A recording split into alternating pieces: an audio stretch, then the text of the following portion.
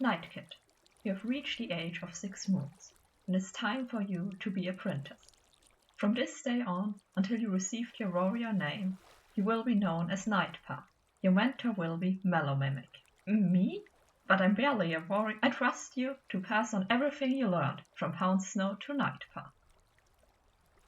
Things weren't going well in WishClan. Several cats were sick or injured over the course of the last year, including WishClan's medicine cat Shavefruit, who caught a case of white cough.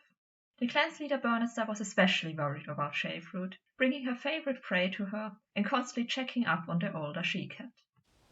Meanwhile, the young warrior Bernista entrusted an apprentice to struggled with teaching. Despite Mellow Mimic's genuine like and care for Nightpa, she barely had figured out what she wanted out of her own life, and was now entrusted with the training and life of a young cat.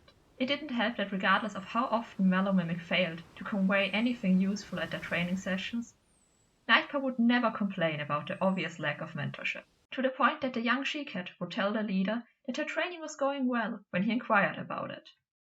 However, the illusion that everything was going fine with Nightpa's mentorship cracked when a deputy Swiftreed accompanied Mellow Mimic and Nightpa to a training session.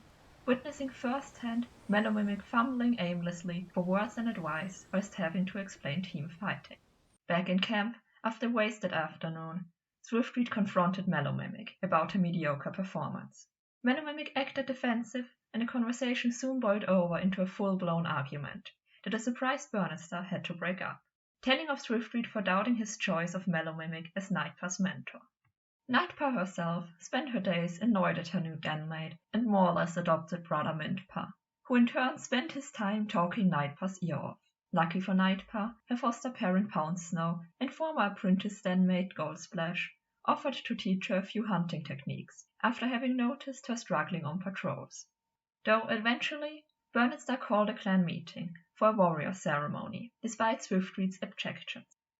Nightpa, encouraged by Goldsplash that she was ready, stepped forward, being named Nightspots and honored for her amity.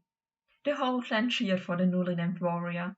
Mellow Mimic felt a heavy weight lift off her shoulders, with her responsibility now gone. But the cheerful state of the clan didn't last long. As Swiftreed was ushered back into camp before the sun could set, her paw severely wounded by a two-leg trap. The next moons were tough on Swiftreed, as the usually quite active deputy was confined to a den in Shavefruit's care, with the spotted warrior Floodspeckle laid beside her. Floodspeckle, who had been stuck in the medicine den for a badly injured front paw for far longer than Swiftreed had, constantly kept up a positive demeanor despite her situation. But things got even worse when shocking news were reported at camp. A neighboring clan started to push at WishClan's borders. However, it wasn't one of the neighbors WishClan knowingly had a bad relationship with, but a brand new clan no cat had heard of before, calling itself GravelClan. Bernista pondered what to do about the offending clan, as it hadn't inflicted any direct violence yet, but was constantly moving WishClan's border markings. He consulted with his deputy and medicine cat, Shavefruit, the she-cat who had always helped her clanmates, even when she herself lay ill, who moved out of well-deserved retirement to help him with this young clan, who always had advice, even when she could sometimes come off as strict. So when Bernista listened to Shavefruit talk about a sign from StarClan she had received, the leader's churning emotions finally spilled over, and he blurted out that he was in love with her to the medicine cat. Shavefruit was stunned, Swiftreed hurt, and the cats in the camp shocked.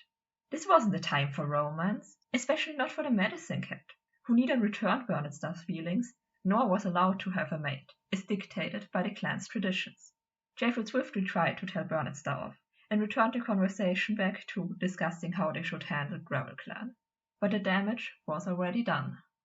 Swiftreed felt both betrayed as a cat, who harbored similar deep feelings towards Bernista, and the deputy, who felt like the leader was hurting his clan more than he was helping it, showing no respect for the clan's rules and a higher interest in personal matters than his clan's safety.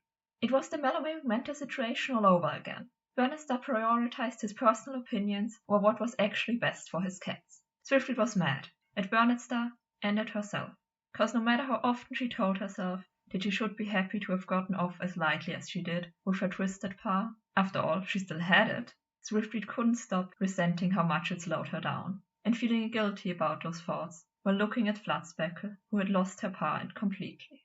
However, regardless of the interpersonal rifts that were forming in WishClan. Leave were passed without any real casualties caused by the border pushing from GravelClan. And as the cold season came to an end, WishClan was even able to welcome a new warrior into their ranks, with Mintrace passing his assessment. Do you think Burnister was really the right choice for leader? He definitely doesn't do a lot of useful things with his position. Relax, Starkling gave him his lives. That means he's valid, I guess. Gotta go now. Wanted to do some hunting. Take care. Hi! Hey! How's WishClan?